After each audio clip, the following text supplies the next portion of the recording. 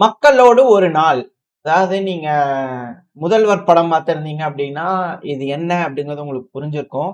அதாவது முதல்வர் படத்துல வந்து பார்த்தீங்கன்னா, அர்ஜுன் அவர்கள் வந்து மக்கள் வந்து பார்த்தீங்கன்னா, ஃபோன் பண்ணி பேசுவாங்க. கேள்விகள் கேட்பாங்க. அதுக்கான ரெஸ்பான்ஸ் வந்து பார்த்தீங்கன்னா, முதல்வரா இருக்கக்கூடிய அர்ஜுன் அவர்கள் வந்து செய்வார் இல்லையா? ஸோ அதோட அப்படியே அந்த படம் பார்த்திருப்பார் போல தெரியுது புட்டின் அவர்கள். இது நல்லா இருக்கே அப்படிங்கிறது போல வந்து பண்ணா, மக்களோடு ஒரு நாள் அப்படிங்கிறது போல வந்து பார்த்தீங்கன்னா, ஒரு நிகழ்ச்சியா நடத்தியிருக்காரு. சும்மா சொல்லக்கூடாது. ரஷ்யால இருக்கக்கூடிய பல நபர்கள் இதுக்குன்னு தனியா ஒரு கால் சென்டர் ரெடி பண்ணி பிரம்மாண்டமான ஒரு கால் சென்டர். அந்த கால் சென்டர் நம்பருக்கு வந்து பாத்தீங்கன்னா, கேட்கக்கூடிய கேள்விகள் வந்து மக்கள் தரப்புல இருந்து கேட்கலாம். அங்க இருக்கக்கூடிய எக்ஸிக்யூட்டிவ்ஸ் அந்த கேள்விகள்லாம் எழுதினதுக்கு அப்புறமா லிஸ்ட் ஆஃப் அனலிஸ்ட் வந்து பாத்தீங்கன்னா, அங்க இருக்கக்கூடிய அதுக்கு நான் பிரத்யேகமா அலோகேட் பண்ணிருக்கக்கூடிய நபர்கள். அது எல்லாத்தையும் வந்து பாத்தீங்கன்னா, அலைன் பண்ணி ஒரு செட் ஆஃப் கொஸ்டினா வந்து பாத்தீங்கன்னா, பத்திரிகையாளர்கள் வந்து பாத்தீங்கன்னா, புட்டின் அவர்கள்ட்ட கேட்பாரு. புட்டின் அவர்கள் அதுக்கு பதில் குடுப்பார். எப்பேற்பட்ட பிரம்மாண்டமான ஒரு விழா தெரியுங்களா? அது ரஷ்யால ஆவலா வந்து பண்ணா அவ்வளோ இது நபர்கள் பார்த்திருக்காங்க. ஆதாரத்தோட ஆதாரப்பூர்வமா பல விஷயங்கள் வந்து பார்த்தீங்கன்னா, ஒருத்தர் வந்து மக்கள் கேட்கக்கூடிய நபர்களுக்கு கையில அப்படியே வச்சு வச்சு அடுத்தடுத்து சொல்லுவாரு, எக்ஸ்பிளைன் பண்ணுவாரு. அது ரஷ்யால இருக்கக்கூடிய விஷயம். தலைவர் அப்படின்னா எப்படி பாருங்களேன் அப்படிங்கிறது போல இருக்கு. இங்கலாம் யூடியூபர்ஸ்க்குலாம் பேசவே கூடாதுப்பா அப்படிங்கிறது போல சில நாடுகள்ல வந்து பார்த்தீங்கன்னா, மட்டம் தட்டக்கூடிய சிலரும் இருக்காங்க. மக்கள் கிட்ட வந்து பார்த்தா எல்லா கேள்வியும் கேளுங்க பதில் சொல்றேன் அப்படிங்கிற போல சில தலைவர்கள் இருக்கு. வேரியேஷனுக்காக சொல்ல வரேன். மத்தபடி ஒண்ணும் இல்ல. சில நாடுகள்ல வந்து பார்த்தா மக்கள் பேசவே கூடாது. உஷ்! அப்படிங்கிறது போல மத்த நாடுகள்ல இருந்துடணும். சில நாடுகள்ல இப்படி நடக்குது. பட் ஆனா சொல்ல வரேன் புரிஞ்சுக்குவீங்கன்னு நெனைக்கிறேன். மெயினான விஷயத்துக்கு நம்ம வந்துரலாம்.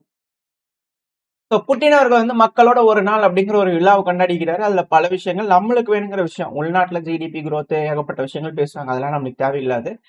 டிஃபென்ஸ்க்கு சம்பந்தமான ஒரு விஷயம். இந்த ரஷ்யா, உக்ரைன் ரிலேட்டடா இருக்கக்கூடிய விஷயங்கள்ல மிக முக்கியமான ஒரு விஷயம். டேங்கர்ஸ் மேல அட்டாக் பண்றாங்களே! நம்மளோட ஆயில் டேங்கர்ஸ் மேல அட்டாக் பண்றாங்களே!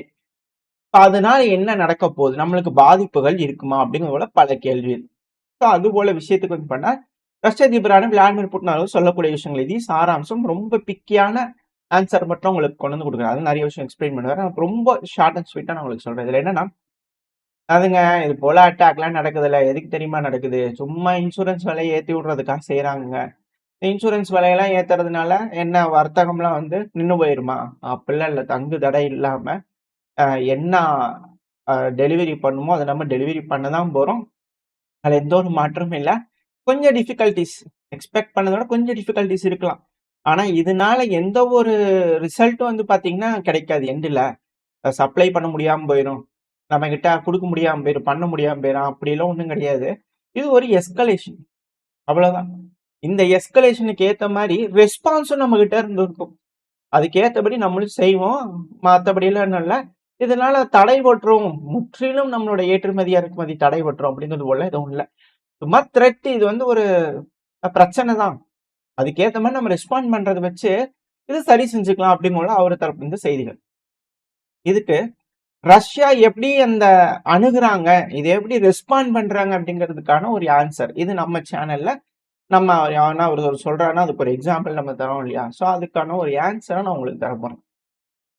ஏர் டிஃபென்ஸ் சிஸ்டம் ஒடசா பகுதி நைட் நேரத்துல நீங்க பார்த்தீங்கன்னா, அடடடா! இது என்ன வீடியோ கேமா? அப்படிங்கிறது போல இருக்கு. ஏன்னா வீடியோ கேமையே மிஞ்சிருவாங்க போல தெரியுது. ஒடசால பரபரப்புக்கு பஞ்சமில்லாம வந்து பார்த்தீங்கன்னா, எல்லா பகுதியிலும் ஏர் டிஃபென்ஸ் சிஸ்டம் வந்து பார்த்தீங்கன்னா, இப்படி பந்தாடிக்கிட்டு இருக்கு.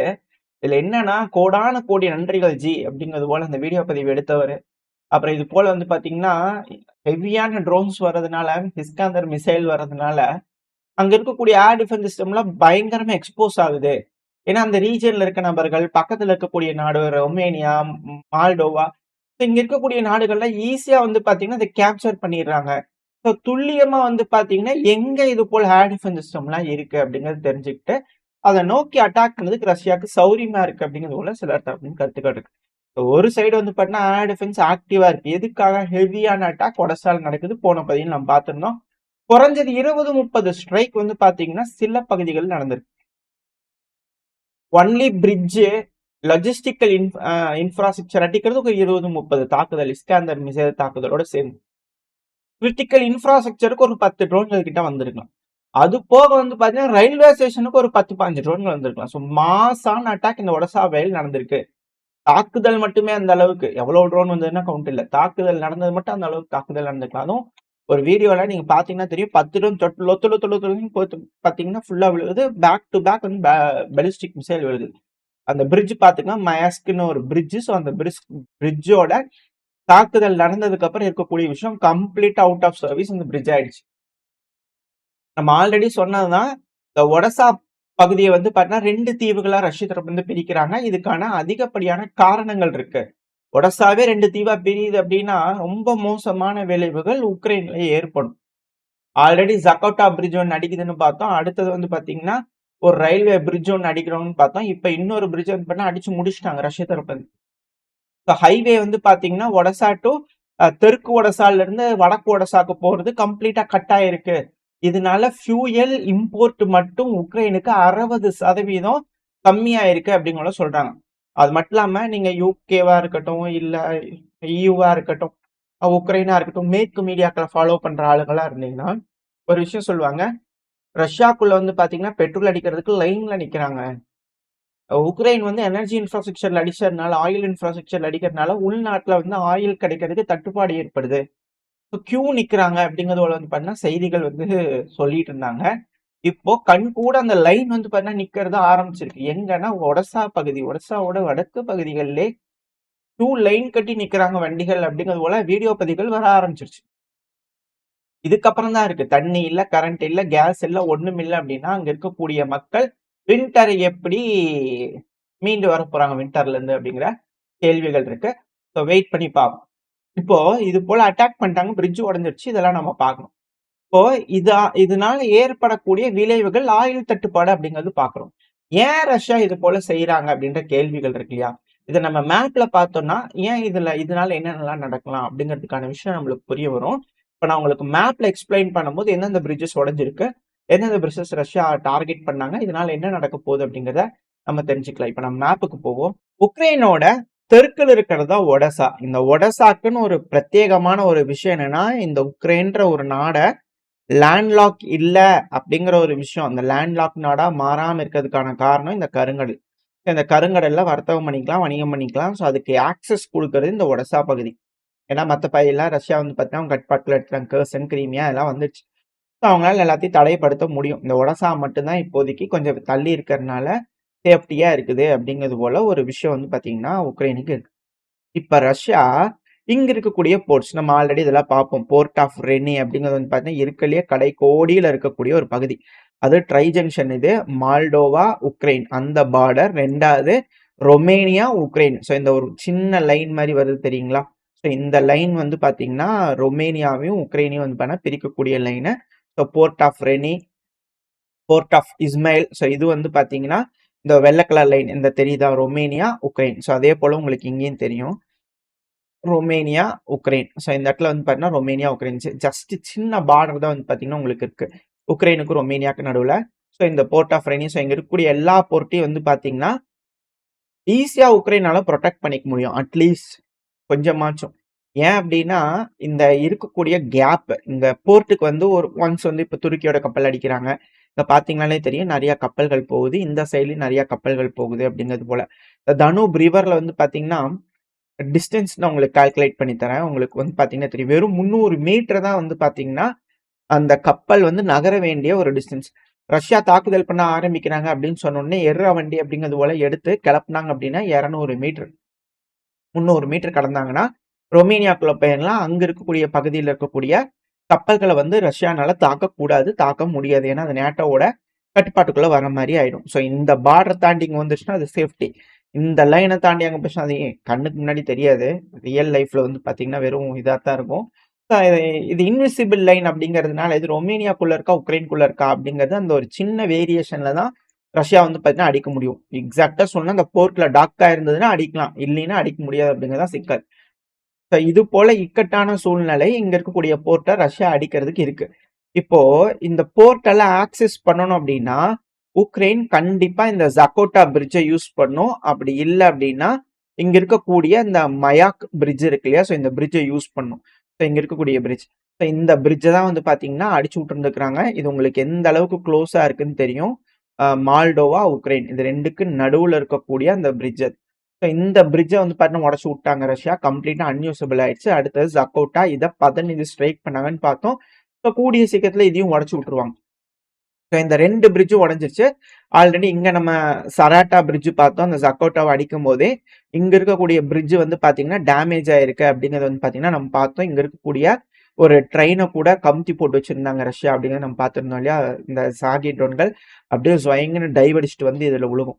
ஸோ இந்த பகுதிகள், இந்த சராட்டா பிரிட்ஜா இருக்கட்டும், ஜக்கோட்டாவா இருக்கட்டும், மேல இருக்கக்கூடிய மயாக்கா இருக்கட்டும். ஸோ இந்த 3 பிரிட்ஜ் தான் வந்து பாத்தீங்கன்னா ஒடசாவோட தெற்கு பகுதியிலிருந்து ஒடசாவோட வடக்கு பகுதிக்கு கூட்டிட்டு போறதுக்கு உக்ரைனுக்கு இருக்கக்கூடிய ஒரு வழி. இப்போ இந்த போர்ட் எல்லாம் தான் சேஃபான போர்ட்.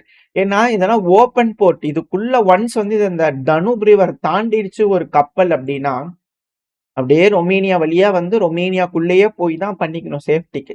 ஒன்ஸ் இந்த டனுப் ரிவரை தாண்டி உள்ள வருதுன்னா ரஷ்யாவோட அட்டாக் ரேஞ்சுக்குள்ள வந்துட்டாங்கன்னு அர்த்தம். ஒடசான்ற போர்ட்டை இந்த சைடுல இருக்கிற எந்த போர்ட் ஆக்சஸ் பண்ணாலும் 100% அடி ஒழுங்கும். இதுக்கப்புறம் இந்த போர்ட்லாம் யூஸ் பண்ண முடியாது உக்ரைனால. இப்போ சேஃப்டி அப்படிங்கிறது வந்து பாத்தீங்கன்னா இப்போ உங்களுக்கு நான் எல்லோ கலர்ல வரையக்கூடிய அந்த பகுதி வந்து பாத்தீங்கன்னா இந்த கட் ஆகக்கூடிய பகுதிகள், இம்பார்ட்டன்டான பகுதிகள் ரொமேனியா, மால்டோவா, உக்ரைன். ஸோ இந்த பகுதி, இந்த எல்லோ கலர்ல இருக்கக்கூடிய பகுதியில இருந்து யாராச்சும் போகணும், போக்குவரத்து வேணும் அப்படின்னா இங்க இருக்கக்கூடிய 2 பிரிட்ஜ் தான்.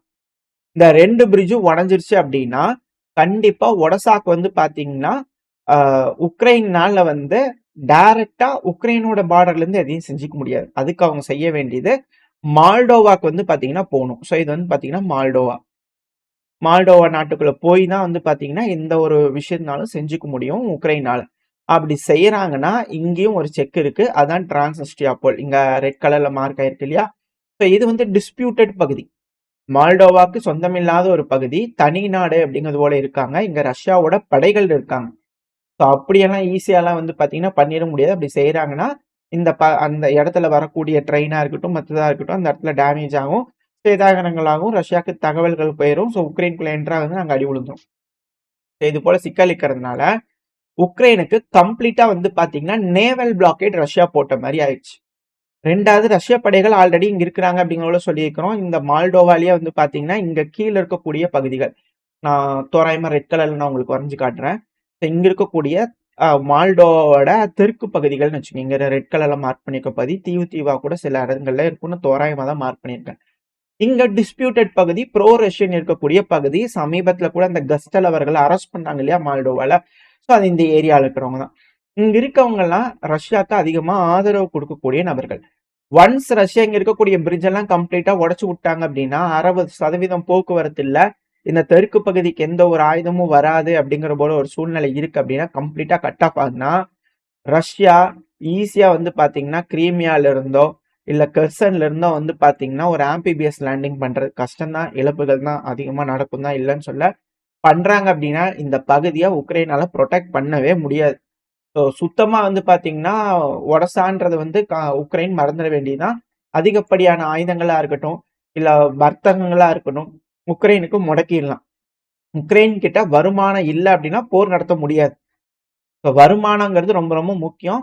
ஸோ உக்ரைன் இந்த ஒரு செக்கை எப்படி வந்து மீண்டு வர போறாங்க அப்படிங்கறத வெயிட் பண்ணி பார்க்கணும். இந்த ஒரு பயத்திலையும் பதட்டத்திலையும் தான் உக்ரைன் எல்லா பகுதியிலையும் அடிச்சுட்டு இருக்காங்களா. ஏன்னா உக்ரைன் தான் ஆரம்பிச்சு விட்டாங்க, அதுக்கப்புறம் தான் ரஷ்யா இங்க பண்ணாங்க. இப்போ வந்து பாத்தீங்கன்னா மெடிட்ரேனியன்ல இருக்கக்கூடிய ஒரு கப்பல் அடிக்கிறாங்க அப்படின்னா ரஷ்யாவை மிரட்டுறதுக்காகவா அப்படின்ற கேள்விகள் இருக்கு. எது எப்படியோ உக்ரைன் ஆரம்பிச்சு விட்டாங்க. ரஷ்யா இப்ப அப்படியே இரும்பு புடிய போட்டு பிடிச்சிட போறாங்களா, இல்ல பேச்சுவார்த்தையில ஏதாவது முன்னேற்றங்கள், நல்ல விஷயங்கள் ஏதாவது நடக்குதா? இந்த ஒரு செக்குக்கு கவுண்டர் செக் உக்ரைன் என்ன செய்ய போறாங்க? பணிவாங்களா, இல்ல சீறி பாய்வாங்களா? வெயிட் பண்ணி பார்க்கலாம். ஓரளவுக்கான தகவல்கள் இந்த பையில பார்த்திருப்போம்னு நினைக்கிறேன். இதோட இந்த பையன் நான் முடிச்சுக்கலாம். இந்த பதிவு எப்படின்னு உங்களுக்கு பிடிச்சிருக்கா? பிடிச்சுனா லைக் பண்ணுங்க, ஃப்ரெண்ட்ஸ் நம்மளோட ஷேர் பண்ணிக்கோங்க. அது கூட மறக்காம நம்ம சேனல் இன்னும் சப்ஸ்கிரைப் பண்ணலாம், மறக்காம சப்ஸ்கிரைப் பண்ணிக்கோங்க. அப்பதான் யூடியூப் மதிச்சு நம்ம போடக்கூடிய வீடியோக்களை 4 பேத்துக்கு ப்ரொமோட் பண்ணும். உங்களோட அன்பு ஆதரவு எனக்கு எப்போ இருக்கும்னு நம்பிக்கையில இந்த பையனா முடிச்சுக்கிறேன். இந்த பையன் நல்லா இருக்கும் நம்பிக்கை. சந்திக்கிறேன். Stay safe. பை.